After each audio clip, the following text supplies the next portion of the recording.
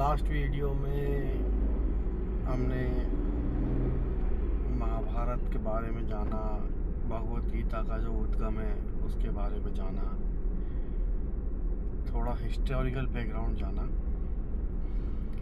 तो अभी हम शुरू करते हैं चैप्टर 1। चैप्टर 1 जो है भगवत गीता का, वो मेनली धर्म युद्ध में क्या क्या सब कैसे कैसे लोग उसमें इन्वॉल्व होते हैं, कैसे कैसे कैरेक्टर उसमें इन्वॉल्व होते हैं, ये सब के बारे में है। और धर्म युद्ध के बारे में है कि धर्म युद्ध है क्या। धर्म युद्ध वो पहले समझेंगे कि क्या है। धर्म युद्ध एक जैसे बहुत से मार्ग हैं हिंदू पद्धति में या भारतीय सभ्यता में, पूरी बहुत से मार्ग हैं जो कि मुक्ति तक ले जाते हैं। जैसे मैंने पिछली बार भी बताया था कि मुक्ति ही एक लास्ट गोल बताया गया है हिंदू धर्म में। तो मुक्ति तक ले जाने के बहुत सारे रास्ते हैं। या तो आप पतंजलि का रास्ता, योग का रास्ता अपनाएं, या आप अलग से कोई भक्ति का रास्ता अपनाएं, या आप अलग से कोई और भी रास्ते हैं, बहुत से रास्ते। तो एक रास्ता ये भी है धर्म युद्ध। धर्म युद्ध में काफ़ी छोटा रास्ता है, और जितना छोटा रास्ता है उतना ही ज़्यादा एक इज़ोटेरिक रास्ता है, एक गोपनीय टाइप का रास्ता है। इसमें ये हर किसी के लिए भी नहीं है, ये इसलिए है उनके लिए है जो विवेकशील हैं और जिन्होंने काफ़ी देखा है, काफ़ी एक्सपीरियंस है। ऐसा एक्सपीरियंस नहीं कि एक जन्म में, 2 जन्म में या 3 जन्म में, जिनको बहुत मतलब मैच्योर्ड सोल जो होते हैं उनके लिए है ये। तो इसमें धर्म युद्ध में होता क्या है कि आप किसी भी एक जन्म में आते हैं तो उसमें आपके सब एक रिश्ते नाते बनते हैं सब, और आपके एक इन्वायरमेंट बनता है, एक इकोसिस्टम बनता है, उसके अंदर आप बड़े होते हैं, उसके अंदर आप आगे बढ़ते हैं। तो उससे आपको अटैचमेंट होता है या वो होता है। लेकिन जब धर्म युद्ध को आदमी चुनता है, जैसे अर्जुन के सामने एक स्थिति आ गई कि उसको धर्म युद्ध चुनना पड़ा, तो उसमें इन सब से ही ट्रांसेंड करना है और एक शॉर्ट टाइम में ट्रांसेंड करना है, आगे निकलना है आपको। तो उसमें प्रॉब्लम क्या होती है कि आदमी कंफ्यूज हो जाता है बहुत ज़्यादा। तो कृष्ण ये जानते थे कि अर्जुन की मनोस्थिति एक योद्धा की तो है, क्षत्रिय तो है वो, लेकिन जब उसके सामने ऐसी कोई कंडीशन आएगी तो वो कहीं ना कहीं टूट जाएगा। तो उस चीज़ को जानते हुए जो भी लोग पहुँचे हुए हैं, जैसे कृष्ण हुए या और भी हिंदू धर्म में बहुत सारे अवतार हुए हैं या जानकार लोग हुए हैं बेसिकली, तो वो जानते हैं कि कहाँ कहाँ पे अड़चन आ सकती है। तो क्योंकि अर्जुन के तो दोस्त भी थे श्री कृष्ण, तो वो जानते थे कि कहाँ जाके अर्जुन फंसेगा। और ऐसा नहीं है कि अर्जुन को उन्होंने गीता पूरी समझा दी तो उसके बाद अर्जुन इससे आगे निकल गया कि नहीं अब कोई नहीं, मैं जो भी होगा देख लूँगा, या एक उसमें मोटिवेशन भर दी कि जो भी होगा देखा जाएगा, यस यू कैन। ऐसा कुछ नहीं है। उन्होंने उसको अलग अलग तरह से समझाया और उसको पीछे हटने से रोका, क्योंकि यही एक रास्ता है जिसमें एक आदमी, रास्ते तो सभी वैसे ऐसे ही होते हैं कि जिसमें एक ना एक गवाह या एक ना एक टीचर की आवश्यकता पड़ती है, ज़रूरत पड़ती है। क्योंकि आप कितनी भी प्रोग्रेस कर लें तो उसके बाद एक आदमी आपको धक्का देने वाला चाहिए ही होता है, जो कि पहले से वहाँ पे पहुँचा हुआ है। तो वो जानता है कि कहाँ पे आप अटकेंगे या कहाँ पे आपको गाइडेंस की ज़रूरत है। तो कृष्ण ने ऑफ़र ये दिया कि या तो जब युद्ध शुरू हुआ, या तो निहत्था मैं मैं कोई हथियार नहीं उठाऊंगा, और या फिर मेरी पूरी सेना।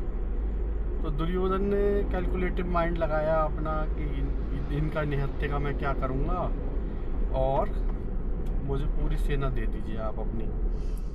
लेकिन अर्जुन को भी कहीं ना कहीं ये पता था कि जो लेवल ऑफ मैच्योरिटी कृष्ण की है, जो कॉन्शियसनेस, हायर कॉन्शियसनेस पे कृष्ण है, वो उनकी गाइडेंस ही काम आएगी। और ये अर्जुन का कॉन्फिडेंस भी था, जो कि एक बहुत लंबे समय के बाद डेवलप होता है, जब आप सारी चीज़ें देख लेते हैं कि मैं कहीं ना कहीं अटकूंगा तो मुझे इनकी ज़रूरत पड़ेगी।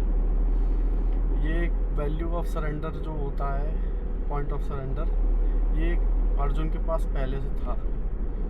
तो यहाँ पे ये चैप्टर 1 शुरू होता है। चैप्टर 1 में पहला श्लोक ही यही है कि धर्म क्षेत्रे कुरुक्षेत्रे संवेतयुयुत्सवा मामका पांडवाश्चैव किम करे तो संजय। तो बेसिकली जैसे संजय जो थे वो धृतराष्ट्र के सारथी थे, ड्राइवर थे। तो जैसे अब अर्जुन के सारथी बनेंगे श्री कृष्ण, बन चुके हैं श्री कृष्ण, अब वहीं पे एक स्टोरी है। तो अब ये स्टेप वाइज चल रही है स्टोरी। पहले अर्जुन धृतराष्ट्र को मैं समझाता हूँ बैकग्राउंड इसका क्या है। धृतराष्ट्र को महर्षि वेद व्यास ने ये कहा कि आप मुझसे दिव्य दृष्टि ले लीजिए, जिससे आप पूरा युद्ध देख पाएंगे कि युद्ध में क्या चल रहा है, क्या प्रोग्रेस हो रही है। तो उन्होंने ये कहा कि मैं युद्ध जान के भी देख के भी क्या करूँगा, जिन बच्चों को मैंने पलते बढ़ते नहीं देखा, बड़े होते नहीं देखा, उनको मरते कटते देख के मैं क्या करूँगा। तो आप मुझे नहीं, मेरे सारथी संजय को ये दृष्टि दे दीजिए। तो यहाँ पे भी संजय से फिर धृतराष्ट्र पूछते हैं इसी श्लोक के माध्यम से कि धर्म क्षेत्र कुरुक्षेत्र में मेरे और पांडु के पुत्रों ने क्या किया। यहाँ से गीता स्टार्ट होती है, भगवत गीता। फिर उसके बाद संजय बताते हैं कि युद्ध भूमि में कैसा दृश्य है। कुरुक्षेत्र धर्म भूमि में कौरव और पांडव सेनाएं सामने आ गई हैं, युद्ध अब स्टार्ट होने ही वाला है। तो ऐसे करके वो बताते हैं और वर्णन सुनाते हैं उनको। उसके बाद ये बताते हैं कि जब सारी सेनाओं को आमने सामने आ गई, तो फिर उसके बाद दुर्योधन अपनी सेना की स्थिति देख के द्रोणाचार्य के पास गया, अपने गुरु के पास गया, और वहाँ जाके उनको बताता है कि पांडवों की सेना जो है हमसे कितनी छोटी है। वहाँ पे बस भीम और अर्जुन है मेन जो हैं, और अपनी सेना में बहुत सारे योद्धा हैं, जैसे भीष्म है, कर्ण है, द्रोणाचार्य है, कृपाचार्य है, अश्वत्थामा है। तो वो एक तरीके से ये सेल्फ कॉन्फिडेंस की जगह सामने वाले से कॉन्फिडेंस गेन करने की कोशिश कर रहा है कि उसके अंदर सेल्फ कॉन्फिडेंस की कमी है, जिस वजह से वो इस कैलकुलेशन को अब दिखा रहा है, इस गणना को दिखा रहा है कि हम उनसे ज़्यादा हैं, हमारे योद्धा ज़्यादा हैं और वो सब कितने कम हैं हमसे। तो हम लोग भली भांति सुरक्षित हैं भीष्म के अंडर में, और भीष्म ही उनके सेनापति बने थे सबसे पहले। तो फिर उसके बाद शंखनाद होता है, वो लोग अपना वहाँ से युद्ध के लिए, मतलब जब स्टार्टिंग होती है, जब ये हो जाता है कि no point of going back, तो वहाँ से शंखनाद होता है। कौरव पक्ष में भीष्म पितामह शंखनाद करते हैं, मतलब उनके सेनापति जो थे, फिर वो युद्ध की शुरुआत की संकेत देते हैं। जवाब में पांडव पक्ष के कृष्ण, अर्जुन और भी सब लोग शंखनाद करते हैं। सबके शंखों के नाम बताए गए हैं, सबके सिंबलिज्म है। तो हम मेनली अभी स्टोरी पे फोकस करते हैं। तो यहाँ पे शंखनाद के बाद फिर उसके बाद दोनों सेनाओं में जो बाकी लोग होते हैं, सब ढोल नगाड़े और जितने भी युद्ध के घोष वाले होते हैं, वाद्य यंत्र सब बजाते हैं।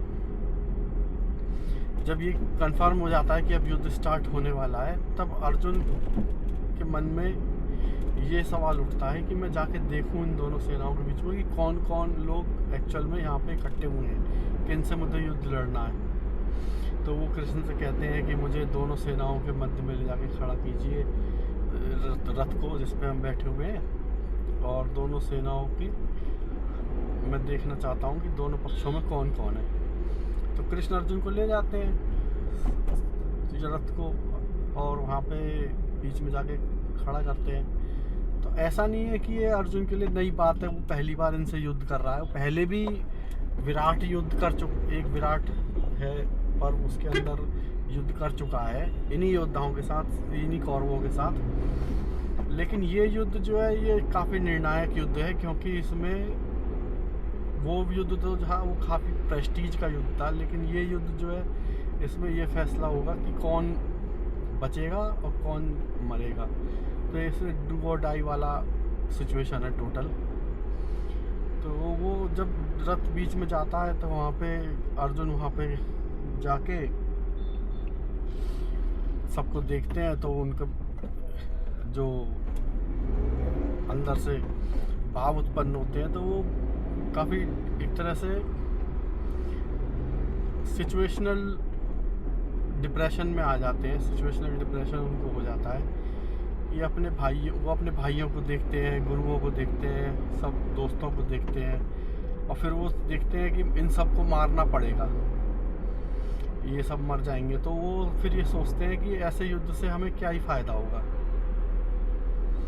जो कि एक सही बात है कि आप इस तरह से युद्ध करेंगे और ये सब मर जाएंगे। तो इन्हीं से तो सब आदमी जो होता है बनाता है, सब रिलेशनशिप सब, वो तभी मैंने शुरू में कहा ये धर्म युद्ध जो होता है इतना आसान नहीं होता। अर्जुन के भी सवाल ऐसे नहीं है कि कोई ऐसे राह चलता कोई बंदा है, वो भी काफ़ी युद्ध लड़ चुके हैं, उन्होंने कई लोगों को मारा भी है, कई लोगों को उन्होंने युद्ध में हराया भी है।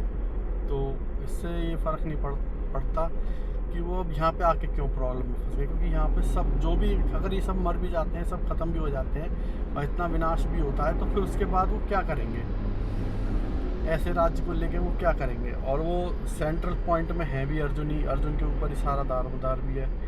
तो वो प्रियजनों को मार के क्या मिलेगा, इस सवाल को लेके बहुत ज़्यादा डिप्रेस्ड हो जाते हैं। फिर उसके बाद धर्म के प्रति जो उनकी समझ होती है वो भी डगमगा जाती है। वो फिर अलग अलग सामाजिक दृष्टि से बताने लगते हैं कि ये हम इन सबको मार देंगे तो फिर हमारे कुल का पतन हो जाएगा, और प्रियजनों को मार देंगे, इनकी स्त्रियां विधवा हो जाएंगी। धर्म के प्रति भ्रम और मोह बढ़ने लगता है उनका। तो वो अलग अलग तरीके से कृष्ण को फिर बताने लगते हैं कि ये तो बहुत गलत बात है, इस तरह का विशाल युद्ध करना। तो युद्ध करना अर्जुन के लिए नई बात नहीं है, लेकिन प्रॉब्लम वही आ जाती है कि जब आप सबको ही मार देंगे तो फिर आपको जो मिलेगा वो आप शेयर किसके साथ करेंगे। अल्टीमेटली जो इकोसिस्टम में हम जन्म लिया है, ये वाला जो हमारा रिलेशनशिप्स हैं, सब जब वही सब ख़त्म हो जाएंगे तो आप करेंगे क्या उसका फिर।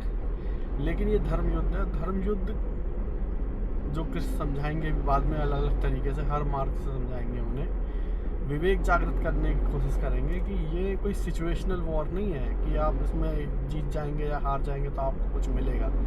ये धर्म युद्ध है, ये बहुत मुश्किल से हर किसी को नहीं मिलता है मौका ऐसा करने का, और इसका फ़ायदा उठाओ।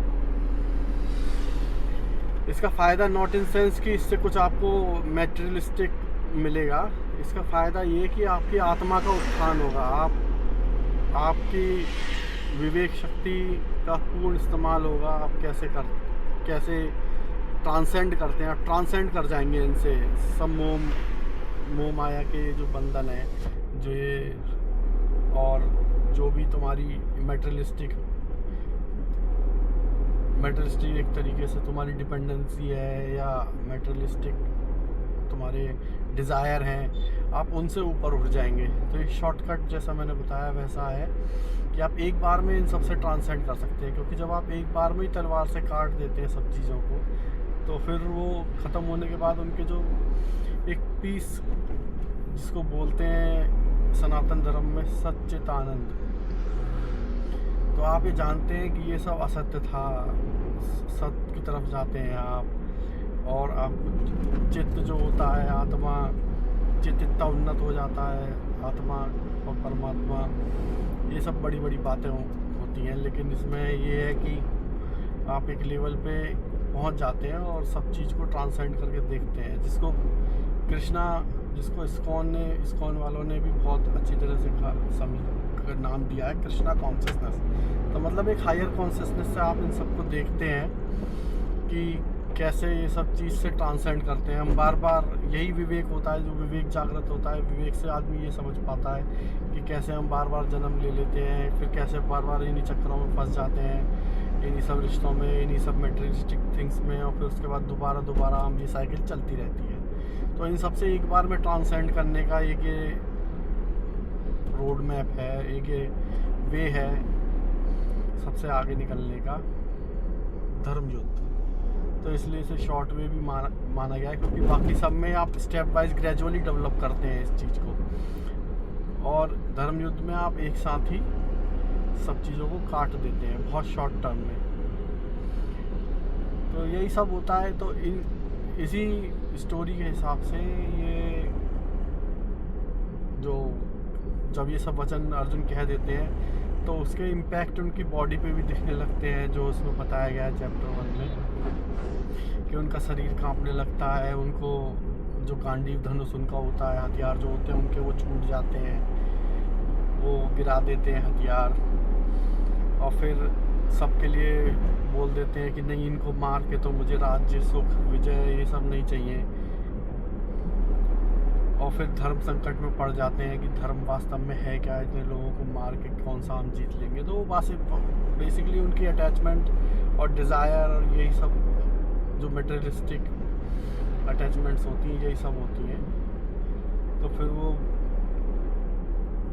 यहीं पे फर्स्ट चैप्टर जो है वो एंड होता है, जिसमें अर्जुन कृष्ण के सामने धनुष गिरा देते हैं और कहते हैं कि अब मैं नहीं लड़ूंगा।